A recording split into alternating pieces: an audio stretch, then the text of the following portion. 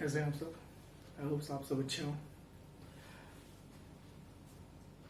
Inverse trigonometric functions पढ़ रहे थे हम लोग और सारी ग्राफिकल एनालिसिस हो गई थी और प्रिंसिपल वैल्यूज निकालना हम लोगों ने सीखा था, है ना। सारे इनवर्स ट्रिग्नोमेट्रिक फंक्शंस के डोमेन और रेंज कैसे कैसे हैं और क्या क्या हैं, ये सारी चीज़ें भी डिस्कस हो गई थी, है ना। सो हमारा अगला पार्ट था, अगर आप लोगों ने लास्ट पार्ट देखा हो इनवर्स ट्रिग्नोमेट्रिक फंक्शंस का, आईटीएफ का, तो हमारा नेक्स्ट टॉपिक था properties of inverse trigonometric functions. But properties शुरू करने से पहले जरा छोटी सी बात है, ये क्वेश्चन सॉल्व हो जाएगी क्या फॉर एक्स? अगर आपको ध्यान हो तो ऐसे क्वेश्चंस 10th में बहुत लगाए हम लोगों ने, क्वाड्रेटिक इक्वेशन वाले चैप्टर में, लीनियर इक्वेशन वाले चैप्टर में, बस एलसीएम लेना है ना। क्वाड्रेटिक इक्वेशन बनेगी, सॉल्व करके एक्स की वैल्यू निकाल लेनी है। तो इस इक्वेशन के साथ एक चीज और दी रहती थी, अगर आपको याद हो तो,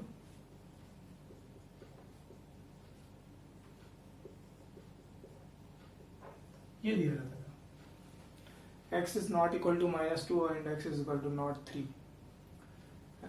जनरली ये चीज हम लोग अवॉइड करते थे, इग्नोर करते थे कि वो क्या दिया हुआ है और क्यों दिया हुआ है, वो लिखा होना जरूरी है क्या। और हम लोग भी, टीचर्स भी जो है वो बड़ा बेसिक सा एक्सप्लेनेशन देते हैं जिसका, जो कि बिल्कुल सही है कि अगर x इज इक्वल टू 3 होगा तो 3 - 3 डिनोमिनेटर 0 हो जाएगा और वहां पर ये फंक्शन, ये वाला पार्ट जो है वो अनडिफाइंड हो जाएगा। अगर x इज इक्वल टू -2 ले लेंगे तो फिर ये वाला पार्ट अनडिफाइंड हो जाएगा, तो हमारा क्वेश्चन इक्वेशन पे असर पड़ेगा, इक्वेशन डिफाइंड नहीं रह जाएगी, है ना।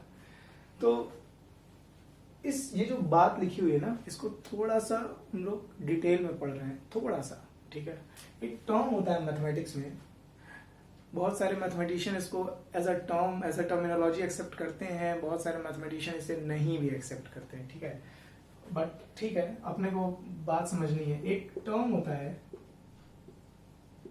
Domain of an equation.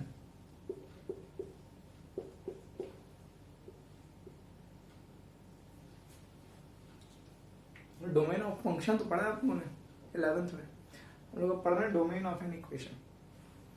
बड़ा सिंपल सा डेफिनेशन इसका, लॉजिक है। इक्वेशन में दो एक्सप्रेशन होते हैं, एलएचएस और आरएचएस, एक लेफ्ट हैंड साइड में होता है और एक राइट हैंड साइड में होता है। आपको वेरिएबल की वो वैल्यू देखनी है जहां एलएचएस भी वेल डिफाइंड हो, एलएचएस वाला फंक्शन भी वेल डिफाइंड हो और आरएचएस वाला फंक्शन भी वेल डिफाइंड है। फॉर एग्जांपल मैं मैथमेटिकली कुछ भी लिख दे रहा हूं, जैसे अब let's say √4 - x² upon x + 2 is equal to x - 2 upon x - 2 upon x + 3, ऐसे लिख लेते हैं, है ना। कुछ भी, इसको मैथमेटिकली बहुत सीरियस मत लीजिएगा, है ना, कि सर ये तो सॉल्व करने पर आ रहा है नहीं आ रहा है, मैंने बस ऐसे ही कोई इक्वेशन लिख दी है, ठीक है, वटेवर। अब अगर हमसे कहा जाए कि ये इक्वेशन किन किन x के लिए वैलिड है, x की कौन कौन सी वैल्यूज के लिए ये इक्वेशन हमारी वैलिड है, तो ये जो स्टेटमेंट बोला जा रहा है ना, for what values of x this equation is valid, ठीक है। यहां से जो x की वैल्यूज आएंगी, यहां से जो इंटरवल मिलेगा हमको, that interval will be domain of equation. हम सिर्फ वो वैल्यू नहीं देख रहे हैं जहां ये वाला पार्ट डिफाइंड है। अगर हम सिर्फ इसके लिए देख रहे हैं तो हम लोग डोमेन ऑफ फंक्शन ट्रीट कर रहे हैं। अगर हम लोग सिर्फ इसके लिए डोमेन x की वैल्यू ढूंढ रहे हैं तो हम डोमेन ऑफ फंक्शन ढूंढ रहे हैं। लेकिन हम अगर x का वो इंटरवल ढूंढ रहे हैं जहां एलएचएस भी डिफाइंड हो और आरएचएस भी डिफाइंड हो, तो उसे हम कहेंगे डोमेन ऑफ इक्वेशन। और जरा सा इसको फटाफट से हम लोग कर लें कि क्या होगी डोमेन ऑफ इक्वेशन। मैंने लास्ट पार्ट में भी कहा था, 12th के स्टूडेंट्स को मैं ये सजेस्ट करूंगा कि मैंने एक वीडियो डाली है, एक सेक्शन डाला है रेशनल इनइक्वालिटीज का, आप जरूर वो वीडियो देख लीजिए। अगर आपको सारे पार्ट नहीं भी देखने हैं तो बेसिक लॉज ऑफ इनइक्वालिटीज, ठीक है, बेसिक लॉज ऑफ इनइक्वालिटीज मैंने जितनी बताई है वो जरूर पढ़ लीजिएगा, ठीक है। फिर अभी हम लोग जो प्रॉपर्टीज वगैरह पढ़ेंगे उसमें दिक्कत होगी यार, फिर ये कि सर ये सब क्या बता रहे हैं, कहाँ से बता रहे हैं, ठीक है। Please basic laws of inequalities at least आप पढ़ लीजिएगा, इट्स वेरी इंपॉर्टेंट। तो इसके बारे में देखना फटाफट से। मैं ये मान के पढ़ा रहा हूं कि आपने बेसिक लॉज ऑफ इनइक्वालिटीज कम से कम पढ़ ली है, ठीक है, तो आपको ये बातें समझ में आएंगी। तो हम लोग देख रहे हैं इसके, ये रूट के अंदर का है, रूट के अंदर का फंक्शन कैसा होना चाहिए, greater than equal to 0, and ये x + 2 कैसा होना चाहिए, कुछ भी हो जाए सर 0 नहीं होना चाहिए, एंड इस ऊपर वाले से कोई प्रॉब्लम है? कोई प्रॉब्लम नहीं है। ये पॉजिटिव हो, नेगेटिव हो, जीरो हो, कोई दिक्कत नहीं है। लेकिन ये जीरो नहीं होना चाहिए। मतलब हमको एक ऐसा एक्स चाहिए जिसके लिए ये अंदर वाली चीज पॉजिटिव हो। क्यों? क्योंकि नेगेटिव का स्क्वायर रूट डिफाइंड ही नहीं है। हमको एक ऐसा एक्स चाहिए जिसके लिए ये अंदर वाली चीज पॉजिटिव हो, जिसके लिए डिनोमिनेटर जीरो ना हो, जिसके लिए ये वाला डिनोमिनेटर जीरो ना हो।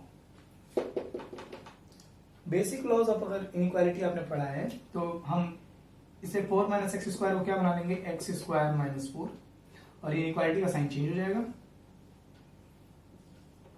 यहां से आ जाएगा x is not equal to minus 2, यहां से आ जाएगा x is not equal to 2।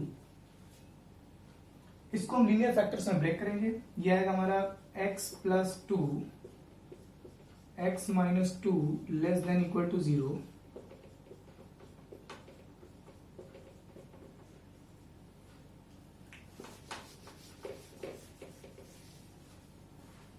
अगर आप ये नीचे वाला पार्ट देख रहे हैं तो हमको ये चाहिए कि ये दोनों, ये प्रोडक्ट नेगेटिव कहां पर है?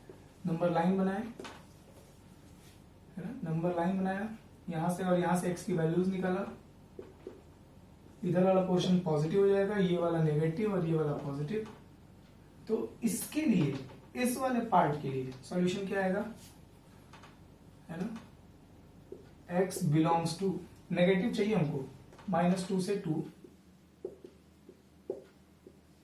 और -2 और 2 पर क्लोज इंटरवल रहेगा, क्योंकि 0 के इक्वल वाला भी देख रहे हैं। -2 पर 0 और 2 पर भी 0 आएगा। यहाँ x इक्वल टू -2 रखूंगा तब भी 0 आ जाएगा, x इक्वल टू 2 रखूंगा तब भी 0 आ जाएगा ये। ओके, एंड यहाँ पर क्या है? x should not be equal to -2 and x should not be equal to 2। हमको एक ऐसा x चाहिए जिसके लिए ये भी खुश रहे, ये भी खुश रहे और ये भी खुश रहे। ये कहाँ खुश है? -2 से 2 तक। ये वाला कहाँ खुश है? -2 ना रहना चाहिए भाई, बाकी सब चलेगा। ये वाला कहाँ खुश है? 2 नहीं होना चाहिए, बाकी सब चलेगा।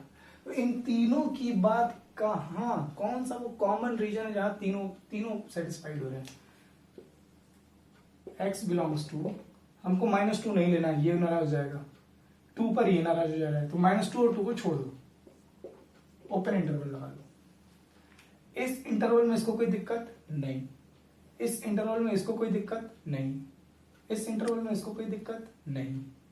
इसका मतलब ये इक्वेशन कहां पर वेल डिफाइंड है? कौन से x के लिए वेल डिफाइंड है? समझ आई बात? ये हुआ हमारा डोमेन ऑफ इक्वेशन। जैसे अपन डोमेन ऑफ फंक्शन निकालते थे, बिल्कुल वैसे ही डोमेन ऑफ इक्वेशन। समझ आ रही बात? ठीक है, इट्स वेरी इंपॉर्टेंट कि आप वो rational inequalities, basic laws of inequalities at least पढ़ लीजिए। ठीक है, स्क्रीनशॉट ले लेना है थोड़ा सा बैकवर्ड जाकर के।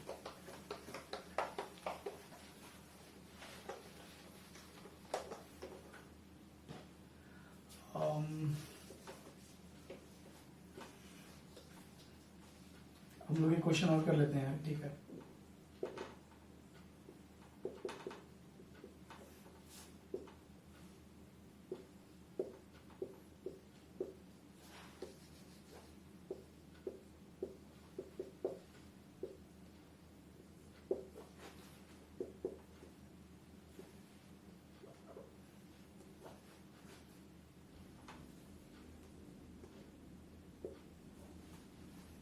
सिंपल ले लेना।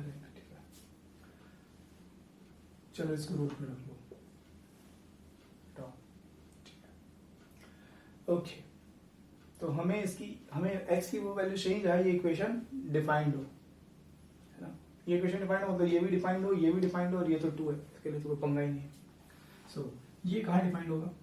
x माइनस 2, रूट के अंदर का कंटेंट 0 के बराबर या 0 से बड़ा होना चाहिए। x minus 2 must be greater than equal to 0, and ये 0 नहीं होना चाहिए, डिनोमिनेटर का भी 0 नहीं होना चाहिए, एंड ये रूट के अंदर का function greater than equal to 0, and ये डिनोमिनेटर 0 नहीं होना चाहिए।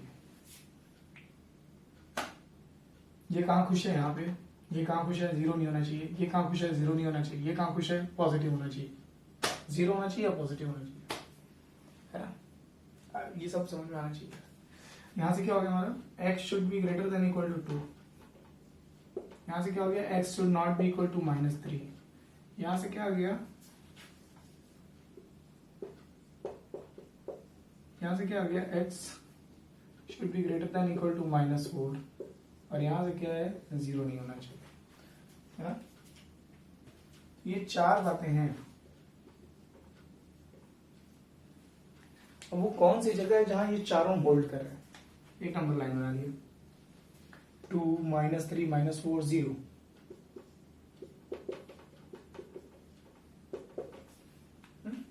ये क्या करे, 2 के बराबर या उससे बड़ा होना चाहिए, 2 के बराबर या उससे बड़ा होना चाहिए, ये वाला रीजन। ये क्या करे, 3 नहीं होना चाहिए, यहाँ पे ओपन इंटरवल, ओपन सर्कल बना देना, 3 नहीं होना, सॉरी -3 नहीं होना चाहिए, बाकी सब चलेगा, -3 नहीं होना चाहिए। अब -3 को छोड़ करके सारी वैल्यूज, है ना, -3 को छोड़ करके सारी वैल्यूज, ये अगर है -4 से बड़ा होना चाहिए, -4 से बड़ा होना चाहिए, -4 के इक्वल या उससे ग्रेटर होना चाहिए, ये -4 के इक्वल और या उससे ग्रेटर। 0 नहीं होना चाहिए, 0 नहीं होना चाहिए, 0 को छोड़ के आगे पीछे सब एक्सेप्ट होगा, 0 नहीं होना चाहिए, है ना। तो अगर आप इन सब में कॉमन रीजन निकालेंगे ना,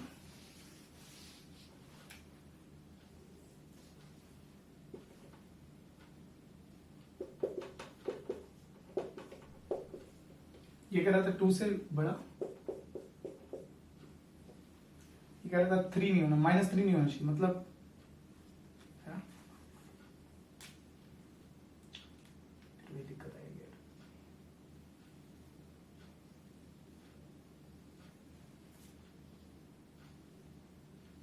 ये सब इतना बस सब समझाने के लिए यार, -4 नहीं होना चाहिए,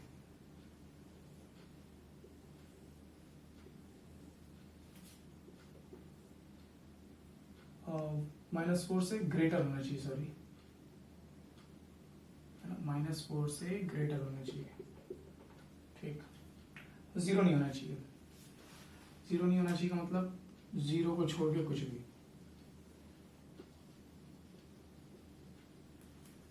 अब आप वो रीजन देखिए जहां पर ये सब होल्ड कर रहे हैं, ये 2 के आगे सब होल्ड कर रहे हैं, 2 के आगे सब में देखो, 2 से बड़ा है तो इसको कोई दिक्कत नहीं, 2 से बड़ा है तो इसको कोई दिक्कत नहीं, 2 से बड़ा है तो इसको कोई दिक्कत नहीं, 2 से बड़ा है तो इसको कोई दिक्कत नहीं। 0 से 2 के बीच में देखो, 0 से 2 के बीच में ये सब तो ठीक है, लेकिन 2 से कम होना ही नहीं चाहिए, 2 से ग्रेटर ही होना चाहिए, 2 के बराबर भी एक्सेप्टेबल है। तो अगर आप देखेंगे तो इन सब में मिला करके, इन सबको मिला करके एक ही रीजन कॉमन आ रहा है, कौन सा, that x should be greater than equal to 2। इसका मतलब x शुड बिलोंग्स, है ना, 2 से इंफिनिटी, कॉमन रीजन।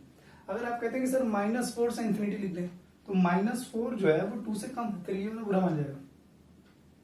हमको x की वो वैल्यू चाहिए जहां पर ये भी होल्ड करे, ये भी होल्ड करे, ये भी होल्ड करे, ये भी होल्ड करे, वो कॉमन रीजन चाहिए जहां ये भी सही हो, ये भी बात सही, इसकी बात सही हो, इसकी बात सही हो और इसकी बात सही हो, ठीक है। आई होप आपको ये सब समझ में आ रहा हो। रेशनल इनइक्वालिटीज पढ़ाना जरूरी है, okay. So this is the domain of this equation, okay. अब हम लोग अगर आपको ये बात समझ में आई है तो अब हम लोग properties of inverse trigonometric functions पढ़ेंगे।